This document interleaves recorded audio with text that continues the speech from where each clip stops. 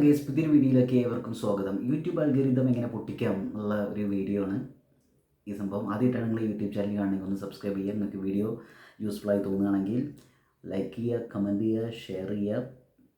Okay, അപ്പോൾ നേരെ നമുക്ക് വീഡിയോയ്ക്ക് പോകാം. എന്താണ് യൂട്യൂബ് അൽഗോരിതം എന്ന് മനസ്സിലാക്കിയിട്ടുണ്ടെങ്കിൽ തന്നെ നമുക്ക് ഇതിനെങ്ങനെ ബ്രേക്ക് ചെയ്യാം എന്നുള്ളതിനെക്കുറിച്ച് ധാരണ നമുക്ക് കിട്ടും. അല്ലെങ്കിൽ ഈ യൂട്യൂബ് അൽഗോരിതത്തെ നമ്മുടെ വീഡിയോ വൈറലാകുന്നതിലേക്ക് എങ്ങനെ നമുക്ക് മാറ്റിയെടുക്കാൻ സാധിക്കും, അങ്ങനെ ഒരു സംഭവം. അപ്പോൾ നമ്മൾ ഒരു കാര്യം നമ്മൾ ആദ്യം മനസ്സിലാക്കേണ്ടത്, നമ്മൾ യൂട്യൂബിൽ ചില ആളുകളൊക്കെ വീഡിയോ പോസ്റ്റ് ചെയ്തിട്ട് അതിന് കാണാനൊന്നും ആൾക്കാരില്ലാണ്ട് ഒരു അവസ്ഥയിൽ ഇങ്ങനെ നിൽക്കുന്നുണ്ടായിരിക്കും. അതായത് ഈ യൂട്യൂബ് അൽഗോരിതത്തിൻ്റെ ആ ഒരു നെറ്റ്വർക്കിൻ്റെ ഉള്ളിലേക്ക് നമ്മുടെ വീഡിയോ എത്തുന്നില്ല എന്ന അവസ്ഥ.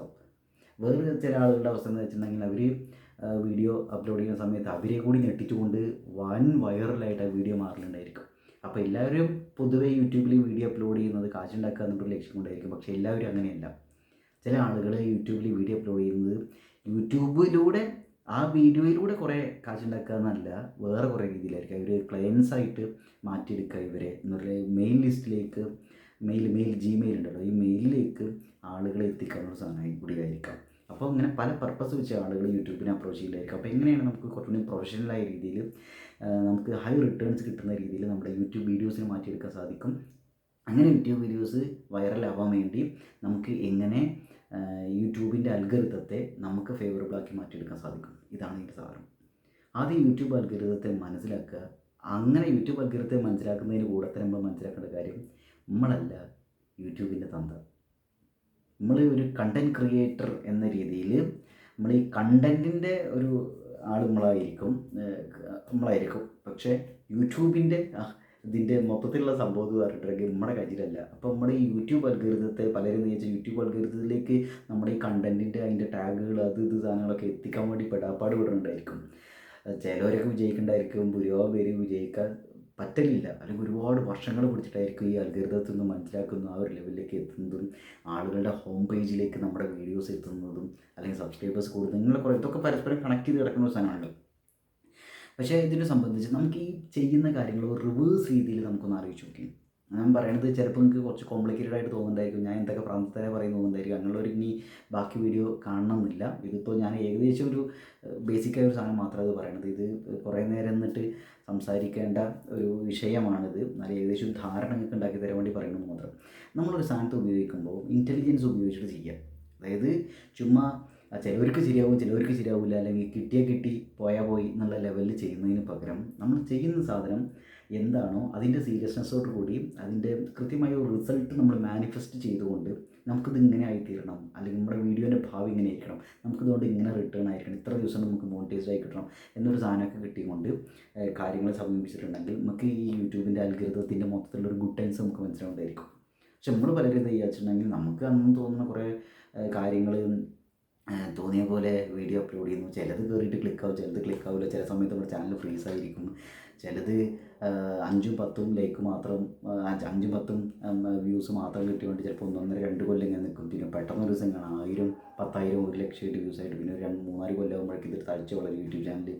അപ്പോഴേക്കും നമ്മൾ സാമ്പത്തികമായിട്ട് വല്ല അത്യാവശ്യങ്ങളുള്ള സമയത്ത് യൂട്യൂബ് ചാനൽ ഫ്രീസായി കിടക്കുന്നുണ്ടായിരിക്കും. നമ്മൾ ഇതൊക്കെ വേറെ എവിടെയെങ്കിലും പണികളിലൂടെ കാശൊക്കെ ഉണ്ടാക്കിയിരിക്കുന്ന സമയത്ത് യൂട്യൂബും ക്ലിക്കായിട്ടുണ്ടാവും. അപ്പോൾ നമ്മൾ അത്രയും കാലത്തെ ആ ടയേർഡായിട്ടിരിക്കുന്ന സമയത്താണ് നമുക്ക് ഹെൽപ്പ് വേണ്ടിയിരുന്നത്. പക്ഷേ ആ സമയത്ത് നമുക്ക് കിട്ടുന്നുണ്ടായില്ലായിരിക്കും. ഇതൊക്കെ ഒരു അൺപ്രൊഫഷണലായിട്ടുള്ള കുറേ സാധനങ്ങളായിരിക്കും. ഇത് ഇപ്പം നമ്മൾ പറയുന്നത് നമുക്ക് ആവശ്യമുള്ളപ്പോഴത് വേണ്ടത്. നമുക്ക് വിശക്കുന്ന സമയത്താണ് നമുക്ക് ബിരിയാണി കിട്ടേണ്ടത്, വിശക്കുന്ന സമയത്താണ് നമുക്ക് ഫുഡ് കിട്ടേണ്ടത്, വെള്ളം കിട്ടുന്നത് ദാഹിക്കുന്ന സമയത്താണ് വെള്ളം കിട്ടേണ്ടത്. അല്ലാണ്ട് നമ്മൾ ഈ പറഞ്ഞ പോലെ നമ്മുടെ ദാഹമൊക്കെ മാറിയിരിക്കുന്ന സമയത്ത് വീണ്ടും നമുക്ക് വെള്ളം കുടിക്കാൻ കിട്ടിയില്ലെങ്കിലും കുഴപ്പമില്ല, നമ്മുടെ ദാഹം മാറിയല്ലോ. അപ്പം നമുക്ക് ആവശ്യമുള്ള സമയത്താണ് ഈ സാധനം വേണ്ടത്. അപ്പോൾ യൂട്യൂബിൽ നമ്മളൊരു വീഡിയോ അപ്ലോഡ് ചെയ്യുമ്പോൾ നമ്മളൊരു കാശ് കിട്ടാൻ വേണ്ടിയിട്ട് ഉള്ള ഒരു സാധനമാണ്, നമ്മളൊരു ഫിനാൻഷ്യൽ ആയിട്ടുള്ള റിട്ടേണിന് വേണ്ടിയിട്ടാണ് നമ്മൾ ഒരു വീഡിയോ യൂട്യൂബിൽ അപ്ലോഡ് ചെയ്യുന്നതെങ്കിൽ നമ്മൾ വിചാരിക്കുന്ന സമയത്ത് കാശ് കിട്ടണം, അല്ലേ? നമുക്ക് ഏകദേശം ധാരണ ഉണ്ടാവുമല്ലോ, ബെയർ മിനിമം, അതായത് ഏകദേശം ഇത്രയെങ്കിലും കിട്ടണം. അപ്പോൾ അതിലേക്ക് ഇങ്ങനെ എത്തിക്കാൻ പറ്റുന്നത് ഇതിൽ ഒന്നാമത്തെ കാര്യം എന്ന് വെച്ചിട്ടുണ്ടെങ്കിൽ, നമ്മളൊരു വീഡിയോ അപ്ലോഡ് ചെയ്യുമ്പോൾ ഒരു 5, 6, 7, 8 അല്ലെങ്കിൽ ഏകദേശം ഒരു 10 വീഡിയോസ് നമ്മളൊരു ടെസ്റ്റ് റണ്ണിന് വേണ്ടി ഇടുന്ന വീഡിയോ ആയിട്ട് കണക്കാക്കുക. അതായത് നമ്മൾ എങ്ങനെയാണ് ആളുകൾ നമ്മുടെ യൂട്യൂബ് ചാനലിലേക്ക് വരുന്നത്, ആളുകൾ വല്ലതും വരുന്നുണ്ടോ, ആരെങ്കിലും തിരിഞ്ഞു നോക്കുന്നുണ്ടോ, ആളുകൾ റെസ്പോണ്ട് ചെയ്യുന്നുണ്ടോ എന്നൊക്കെ അറിയാൻ വേണ്ടിയിട്ട് നമ്മളൊരു നമുക്കിപ്പോൾ യൂട്യൂബിൽ അങ്ങനെ വലിയ എക്സ്പീരിയൻസുകളൊന്നും ഉണ്ടാവില്ല ആസ് എ കണ്ടൻറ് ക്രിയേറ്റർ. അപ്പോൾ എന്ത് ചെയ്യുന്നത് വെച്ചാൽ ചുമ്മാ ഒരു നമുക്ക് ഇതുമായിട്ടൊന്ന് ഫെമിലിയർ ആവാൻ വേണ്ടിയിട്ട്, ക്യാമറയുമായിട്ടൊന്ന് സെറ്റ് ആവാൻ വേണ്ടിയിട്ട്, അല്ലെങ്കിൽ നമ്മളൊരു എന്താണ് നമ്മൾ കണ്ടൻറ്റ് ചെയ്യുന്നത്, അത് എന്താണെന്ന് ഇതിൽ സംഭവിക്കണമെന്ന് അറിയാൻ വേണ്ടിയിട്ട് ഒരു 8-10 വീഡിയോസ് ചുമ്മാ ടെസ്റ്റിന് വേണ്ടിയിട്ട് ഇട്ട് വെക്കുക. അപ്പോൾ ചിലപ്പോൾ ആളുകൾ തിരിഞ്ഞു നോക്കും, ചിലപ്പോൾ ആളുകൾ തിരിഞ്ഞു നോക്കൂല, അങ്ങനെയൊക്കെ ഉണ്ടായിരിക്കും. ഇപ്പോൾ ചിലപ്പോൾ ഒറ്റ വ്യൂ ഒക്കെ ഉണ്ടായിരിക്കും, ചിലപ്പോൾ 10 വ്യൂ, ചിലപ്പോൾ 100 വ്യൂ, ചിലപ്പോൾ 1000 വ്യൂ, അങ്ങനെ കയറണൊക്കെ ഉണ്ടായിരിക്കും. എന്തായാലും നമ്മൾ ആദ്യം ഇതിനെക്കുറിച്ചൊരു ധാരണ ഉണ്ടാക്കി വെക്കുക. ഒന്നല്ലെങ്കിൽ നമുക്ക് ഗൂഗിളിൽ സെർച്ച് ചെയ്യുക എന്താണ് യൂട്യൂബിൻ്റെ ഒരു അവസ്ഥ എന്നൊക്കെ വെക്കുക. അല്ലെങ്കിൽ എന്താ വെച്ചാൽ ആദ്യം ഒരു വീഡിയോ ഇട്ട് നോക്കുക, എന്നിട്ട് രണ്ടാമത്തെ വീഡിയോ, മൂന്നാമത്തെ വീഡിയോ, നാലാമത്തെ വീഡിയോ ഇടുമ്പോഴേക്കും നമുക്ക് ഏകദേശം ഒരു ധാരണ കിട്ടിയിട്ടുണ്ടാവും ഇത് എന്താ സംഭവം എന്നൊക്കെ. എന്തായാലും ഒരു 8-10 വീഡിയോസ് ടെസ്റ്റ് റണ്ണായിട്ടാവുക. അപ്പോൾ നമുക്ക് ഏകദേശം ധാരണ കിട്ടും എന്ത് സംഭവം. അപ്പോൾ കുറച്ച് ആളുകൾ കമൻറ്റ് ചെയ്തിട്ടുണ്ടായിരിക്കും നമ്മുടെ എക്സ്പെർട്ടൈസ് എന്താണെന്ന് ആളുകൾക്ക് മനസ്സിലാക്കി തുടങ്ങിയത്. എന്താണ് നമ്മുടെ എക്സ്പെർട്ടൈസ് എന്താണെന്ന് ആളുകൾ മനസ്സിലാക്കുക എന്ന് പറയാം. ഇപ്പോൾ ഒരു ടീച്ചറാണെന്ന് വിചാരിക്കാം, അല്ലെങ്കിൽ വേണ്ട ഒരു ആർട്ടിസ്റ്റാണെന്ന് വിചാരിക്കുക.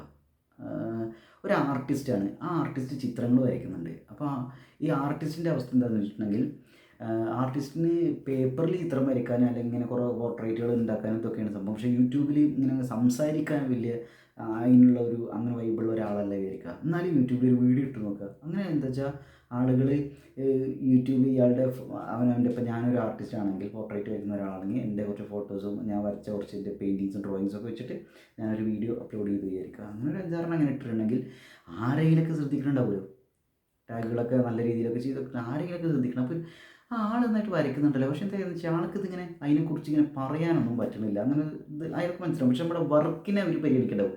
അപ്പോൾ ഇവരെന്താ ചെയ്യുകയെന്ന് വെച്ചാൽ നമ്മുടെ മെയിൽ ID എന്ത് ചെയ്യുക, നമ്മുടെ ഇതിൽ കൊടുക്കുക, നമ്മുടെ യൂട്യൂബ് ചാനലിൻ്റെ ഡിസ്ക്രിപ്ഷനിലായിരിക്കുമല്ലോ. അപ്പോൾ ആളുകൾ ഈ മെയിൽ IDയിലേക്ക് മെസ്സേജ് അയക്കുന്നുണ്ടായിരിക്കും, കമൻറ്റ് ചെയ്യുന്നുണ്ടായിരിക്കും, അതുപോലെ മെസ്സേജ് അയക്കുന്നുണ്ട്. അല്ലെങ്കിൽ ആൾ കമൻറ്റ് ചെയ്യും, ഓ നന്നായിട്ടുണ്ട്, എനിക്കിത് ചിത്രം വരച്ചത്, അല്ലെങ്കിൽ ഇവിടെ ഇങ്ങനെ സ്ഥലം അങ്ങനെ സ്ഥലം, അല്ലെങ്കിൽ നമ്മുടെ ഇൻസ്റ്റാഗ്രാമിലേക്ക് വരുന്നുണ്ടായിരിക്കും ആളുകൾ. ഓക്കെ, അപ്പോൾ ആളുകൾ നമ്മുടെ വർക്ക് അവരിലേക്ക് എത്തി. അപ്പോൾ ഒരു പക്ഷേ അവർ ചോദിക്കുന്നുണ്ടായിരിക്കും, എനിക്ക് എൻ്റെ ചിത്രം വരച്ച് തരുമോ, അല്ലെങ്കിൽ എൻ്റെ ഗേൾ ഫ്രണ്ടിന് കൊടുക്കാനാണ്, ഗേൾ ഫ്രണ്ട് ചിത്രം വരച്ച് തരുമോ, അങ്ങനെ ഓരോ കാര്യങ്ങൾ ചോദിക്കുന്നുണ്ടായിരിക്കും. അപ്പോൾ നമുക്കൊരു ക്ലയൻ്റായിട്ട് നമ്മളൊരു വീഡിയോ വാച്ച് ചെയ്യുന്ന ഒരു ഓഡിയൻസ്, ഈ വീഡിയോ കാണുന്ന ഓഡിയൻസിനെ നമുക്ക് ക്ലയൻ്റാക്കി മാറ്റാനുള്ള സാധ്യത ഉണ്ടായിരിക്കും അവിടെ. ഓക്കെ, അപ്പോൾ സംഭവം എല്ലാവരും നമ്മുടെ ക്ലയൻ്റായി മാറും എന്നല്ല പറയുന്നത്. നമ്മുടെ വീഡിയോയിലൂടെ കുറേ കാശുണ്ടാക്കുക എന്നത് മാത്രമല്ല, നമ്മുടെ വീഡിയോയിൽ നിന്ന് നമ്മുടെ ബിസിനസ് വളർത്താനുള്ള ക്ലയൻസിനെ നമുക്ക് കൂടുതൽ ഉണ്ടാക്കിയെടുക്കാൻ സാധിക്കും. ഇനിയിപ്പോൾ നിങ്ങളൊരു ടീച്ചറാണ് വിചാരിക്കുക, അതായത് ഇങ്ങനെ സാധ്യത ഉണ്ട് എന്നർത്ഥം. നിങ്ങളൊരു ടീച്ചറാണ് വിചാരിക്കുക. അപ്പോൾ ഞാനൊരു ടീച്ചറാണ്, ഞാൻ ഇംഗ്ലീഷ് ടീച്ചറാണ്. എനിക്ക് ക്ലാസ് എടുക്കാൻ ഭയങ്കര ഇഷ്ടമാണ്. പക്ഷേ യൂട്യൂബിൽ വൈറലായിട്ട് ക്ലാസ് എടുത്ത് ആവാൻ പറ്റില്ലേ എന്നുള്ളതൊന്നും ഇപ്പോൾ ഇന്നത്തെ ഒരു കോമ്പറ്റീഷൻ ഇതിൽ കുറേ ടൈം എടുക്കേണ്ട ഒരു അവസ്ഥയെന്ന് വിചാരിക്കാം. പക്ഷേ എനിക്ക് ഓൺലൈൻ ക്ലാസ് എടുക്കാൻ പറ്റും കുറേ ആളുകൾക്ക്. അപ്പോൾ അങ്ങനെ ഒരു അവസ്ഥയിലാണെങ്കിൽ ഞാൻ ഏതെങ്കിലും ഒരു ക്ലാസ് ഞാൻ റെക്കോർഡ് ചെയ്തു എന്നിട്ട് പറയണേ, ഞാനിങ്ങനെ ക്ലാസ്സുകൾ ഓൺലൈൻ ക്ലാസ്സൊക്കെ എടുക്കുന്ന ഒരാളാണ്, എനിക്ക് താല്പര്യമുള്ളവർക്ക് ജോയിൻ ചെയ്യാമെന്ന് പറഞ്ഞിട്ട് എൻ്റെ ഒരു കോഴ്സ്, അതിൻ്റെ ഡീറ്റെയിൽസും, ഇപ്പോൾ ഇത്ര ദിവസത്തെ അല്ലെങ്കിൽ 1.5 മാസത്തെ ഇത്രയാണ് ഫീസ് എന്നൊക്കെ പറഞ്ഞിട്ട് ഒരു സാധനം ഇട്ട് വിചാരിക്കാം. മെയിൽ ID കൊടുത്തിട്ടുണ്ടെങ്കിൽ നമ്മൾ ഒരു ക്ലാസ്, അത് അത്യാവശ്യം ക്വാളിറ്റിയുള്ള വീഡിയോ ആയിരിക്കണം. നമ്മൾ ഡെലിവറി ചെയ്യുന്ന കണ്ടൻറ്റിന് അത്യാവശ്യം ഒരു മിനിമം സ്റ്റെപ്പ് ഉണ്ടായിരിക്കണം എന്നുള്ളതാണ് കാര്യം. അപ്പോൾ ആൾ നന്നായിട്ട് ക്ലാസ് എടുക്കുന്നുണ്ടല്ലോ, ആൾ ഓൺലൈനായിട്ട് കൊടുത്തിട്ട് യൂട്യൂബിൽ അത്ര ആക്റ്റീവ് അല്ല. അപ്പോൾ എന്താ വെച്ചാൽ അങ്ങനെ തോന്നുമ്പോൾ ഈ വീഡിയോ കാണുന്ന ആൾക്ക് ഇങ്ങനെ മനസ്സിലാവും. അപ്പോൾ അവരെന്ത് ചെയ്യുമെന്ന് വെച്ചിട്ടുണ്ടെങ്കിൽ നമ്മുടെ മെയിൽ IDയിൽ നമ്മളെ കോൺടാക്ട് ചെയ്യും, അല്ലെങ്കിൽ നമ്മുടെ ഇൻസ്റ്റാഗ്രാം അക്കൗണ്ടിലേക്ക്, അല്ലെങ്കിൽ നമ്മുടെ ലിങ്ക്ഡിൻ പ്രൊഫൈൽ എന്തെങ്കിലുമൊക്കെ കൊടുക്കുക. മെയിൽ ID എന്തായാലും കൊടുത്തിരിക്കണം. പിന്നെ ലിങ്ക്ഡിൻ, ഇൻസ്റ്റാഗ്രാം, ഫേസ്ബുക്ക് വേണമെങ്കിൽ കൊടുക്കാം. അപ്പോൾ എന്തായാലും ലിങ്ക്ഡിൻ ആകുമ്പോൾ കുറച്ചുകൂടി പ്രൊഫഷണലായ ഒരു സാധനമായിരിക്കും. അപ്പോൾ ആളുകൾ ഇതിലേക്ക് അന്വേഷിച്ച് വരും, എത്രയാണ് റേറ്റ്, എത്ര, എങ്ങനെയാണ്, എന്നാ സ്റ്റാർട്ട് ചെയ്യണമെന്നൊക്കെ. അപ്പോൾ നമ്മുടെ ആ പ്രൊഫഷനിലേക്ക് നമ്മൾ യൂട്യൂബിന് നമ്മൾ എന്ത് ചെയ്യാൻ പറ്റും, നമുക്ക് ഒരു മെത്തേഡായിട്ട്, അല്ലെങ്കിൽ നമ്മൾ അതിലേക്കുള്ള ഒരു ചാനലാക്കിയിട്ട് മാറ്റിയെടുക്കാൻ സാധിക്കും. അതായത് ഇത് നമ്മുടെ ക്ലാസ് എടുക്കുന്ന നമ്മുടെ ജോലി, അതിലേക്ക് യൂട്യൂബിനെ, ഈ ക്ലയൻസിനെ അട്രാക്റ്റ് ചെയ്യാനുള്ളൊരു വഴിയായിട്ട് നമുക്ക് ഉണ്ടാക്കാൻ സാധിക്കും. ഓക്കെ, അതുപോലെ യൂട്യൂബിൽ നമ്മൾ വീഡിയോ ഇടുമ്പോൾ അതിൽ നിന്ന് നമുക്ക് ഭാവിയിൽ പൈസ കിട്ടുന്ന ഒരു അവസ്ഥയിലേക്ക് എത്തണം. പിന്നെ വേറെ എന്താ വെച്ചാൽ, നമ്മളൊരു വീഡിയോ ഇടുന്ന സമയത്ത് ആളുകളുടെ ഹോം പേജിലേക്ക് ഇത് എത്തിക്കണമെങ്കിൽ, നമ്മൾ പറഞ്ഞൊരു 8-10 വീഡിയോസ് ടെസ്റ്റ് റൺ ആയിട്ട് കരുതുക. പിന്നീട് ആളുകളുടെ വീഡിയോ സജഷനായിട്ട് ഈ സാധനം മാറുകയും ഹോം പേജിലേക്ക് ഇത് എത്തുകയും ചെയ്യണമെങ്കിൽ, സബ്സ്ക്രൈബേഴ്സിന് എണ്ണമൊക്കെ കൂടി അങ്ങനെ വരണമെങ്കിൽ അതിനും വേറെ കുറേ ട്രിക്കുണ്ട്. അത് നമുക്ക് വേറെ വീഡിയോയിൽ, ഇപ്പോൾ തന്നെ 9 മിനിറ്റ് 20 സെക്കൻഡൊക്കെ ആയി. അപ്പോൾ നമുക്കൊരു വേറെ വീഡിയോയിൽ കാണാം. അപ്പോൾ ഓക്കെ, താങ്ക് യു.